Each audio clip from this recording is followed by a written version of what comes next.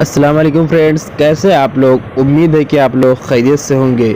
आज की इस वीडियो में इमरान प्रतापगढ़ी ने अपने इंस्टाग्राम अकाउंट से ट्वीट करते हुए उन्होंने बताया है कि राज्यसभा से निर्वाचित होने के बाद पहली बार अपनी मिट्टी गांव के लोगों से मुलाकात होगी।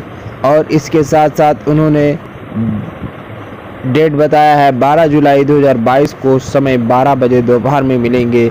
उन्होंने बताया है स्थान शमशेरगंज बाजार प्रतापगढ़ में इमरान प्रतापगढ़ी अपने फ्रेंड्स के साथ मिलेंगे। तो फ्रेंड्स, इसी के साथ साथ इमरान प्रतापगढ़ी ने एक ट्वीट और करते हुए बताया है और उन्होंने अपनी दिल खलूसी से ईद उल अजहा का मुबारकबाद दिया है। ईद उल अजहा की आप सभी को पुरखलूस मुबारकबाद पेश किया है और उन्होंने बताया है।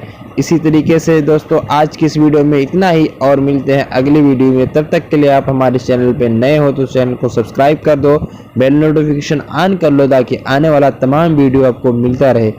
अल्लाह हाफिज़।